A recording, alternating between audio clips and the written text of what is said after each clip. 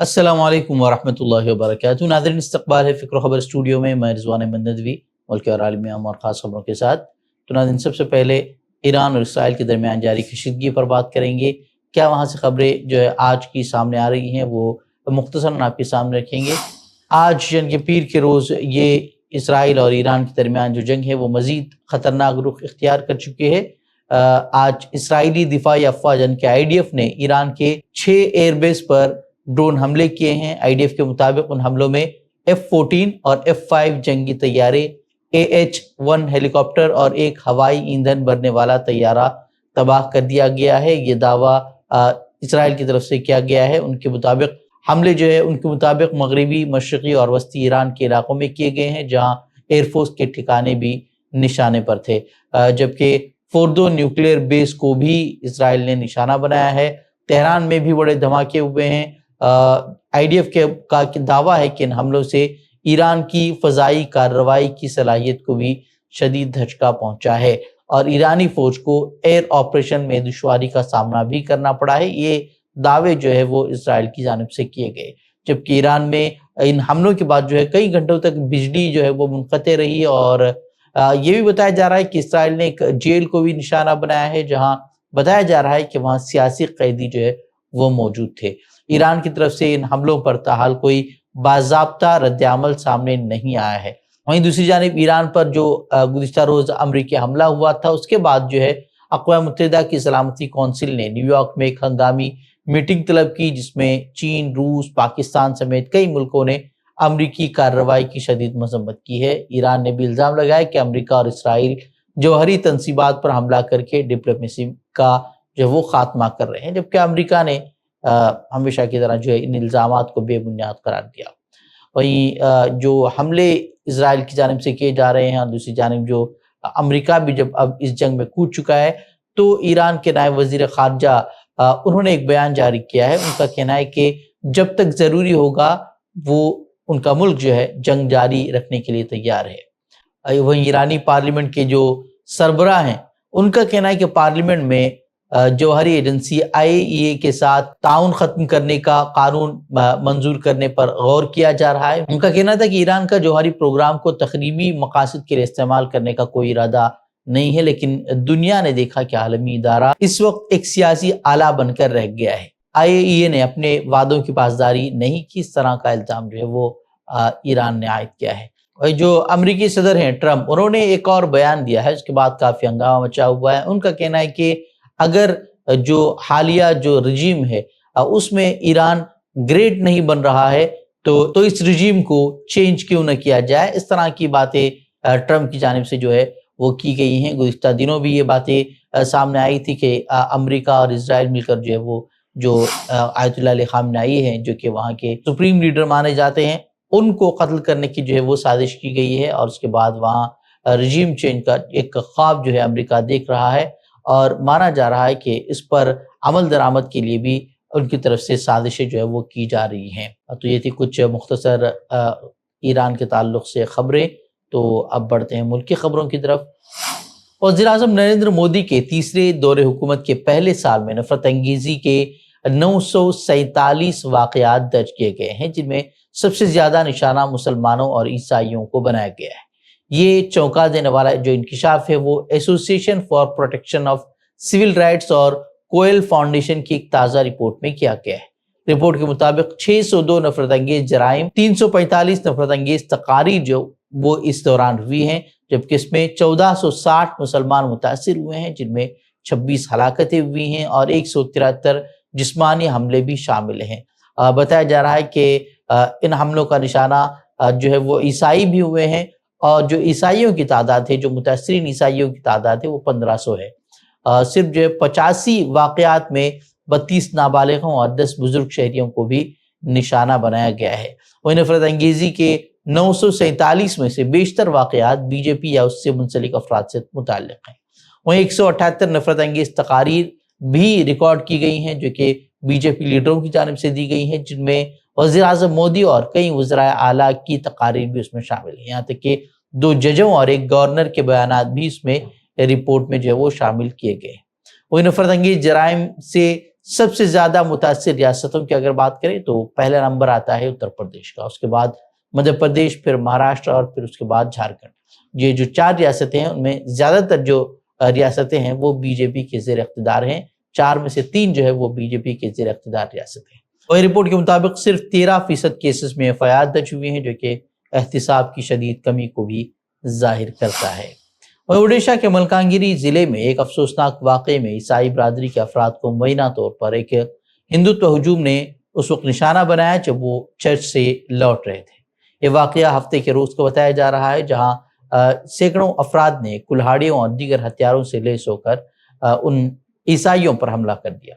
آئینی شاہدین کے مطابق یہ حملہ اس وقت ہوا جب متاثرین نے ہندو مذہب اختیار کرنے سے انکار کر دیا۔ حملے میں کم از کم 8 عیسائی زخمی ہوئے ہیں، جنہیں فوری طور پر ملکانگیری پولیس نے موقع پر پہنچ کر اسپتال منتقل کیا۔ پولیس کا کہنا ہے کہ یہ واقعہ 2 بھائیوں کے درمیان ذاتی تنازع سے شروع ہوا ہے، انہوں نے اس کو فرقہ وارانہ تصادم ماننے سے انکار کیا ہے۔ ان کا کہنا ہے کہ ایک بھائی عیسائی تھا اور دوسرا ہندو، جو کہ اپنے بھائی کو دوبارہ ہندو مت میں لانے کے لیے دباؤ ڈال رہا تھا۔ دوسری جانب عیسائی رہنماؤں نے بجرنگ دل پر براہ راست الزام لگایا ہے۔ ان کا کہنا ہے کہ ہندوتوا تنظیم عیسائیوں کو ہندو بنانے پر مجبور کر رہی ہے۔ گزشتہ 19 جون کو 4 ریاستوں پنجاب، گجرات، مغربی بنگال اور کیرل کی 5 اسمبلی سیٹوں پر ضمنی انتخابات کرائے گئے تھے۔ آج ووٹوں کی گنتی ہوئی اور سبھی سیٹوں کے نتائج برآمد ہو گئے۔ عام آدمی پارٹی کے لیے خوشخبری یہ ہے کہ اس نے پنجاب کی لدھیانہ ویسٹ اسمبلی سیٹ اور اس کے ساتھ ہی گجرات کی ایک سیٹ پر بھی جیت درج کر لی ہے۔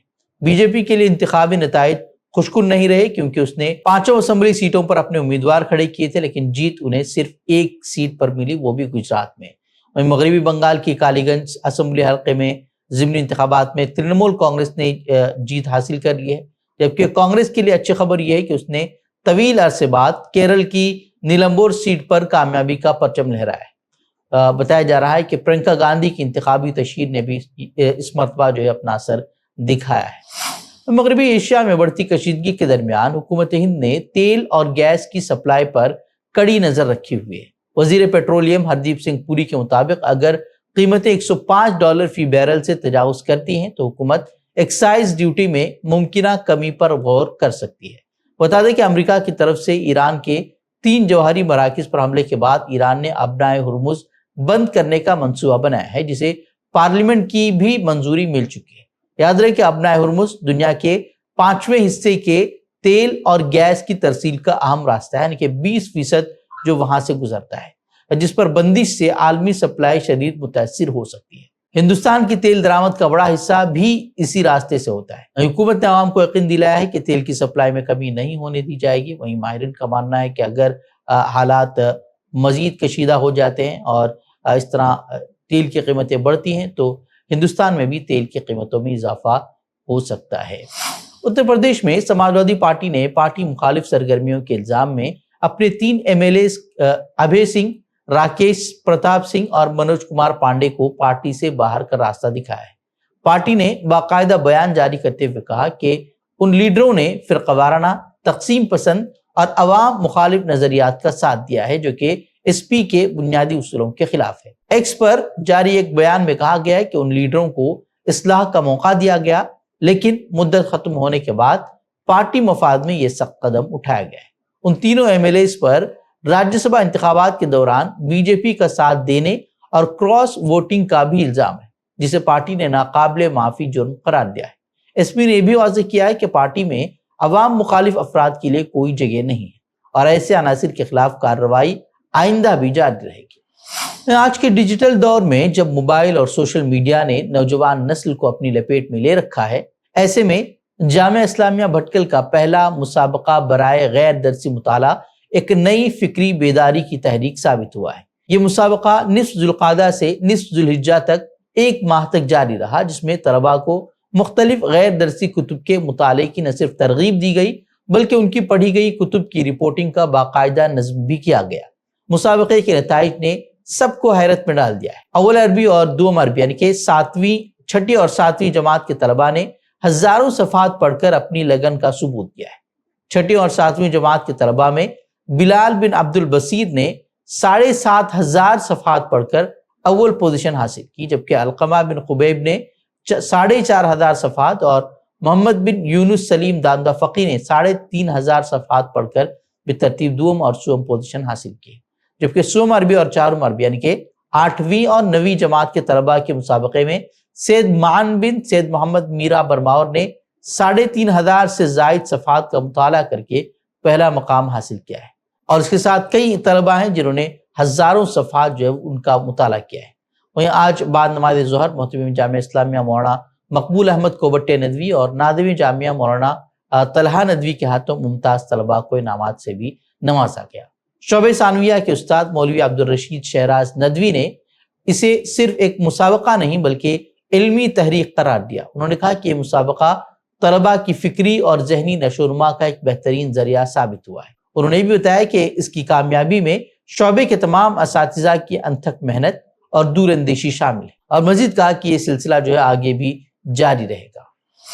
غزہ کے حالات کی اگر بات کریں تو غزہ میں حالات روز جو ہے بد سے بدتر ہوتے جا رہے ہیں۔ بھوک اور بمباری کی وجہ سے روزانہ درجنوں افراد شہید ہو رہے ہیں۔ قابض افواج نے آج بھی غزہ کی پٹی پر بم برسائے ہیں، جس کے نتیجے میں درجنوں فلسطینی شہید اور زخمی ہوئے ہیں۔ خان یونس میں بھی آج بمباری کی گئی ہے، جبکہ شمالی غزہ میں بھی تباہی کے مناظر دیکھنے کو ملے۔ کئی فلسطینیوں کو امدادی مراکز پر بھی فوجیوں نے گولیوں کا نشانہ بنایا ہے۔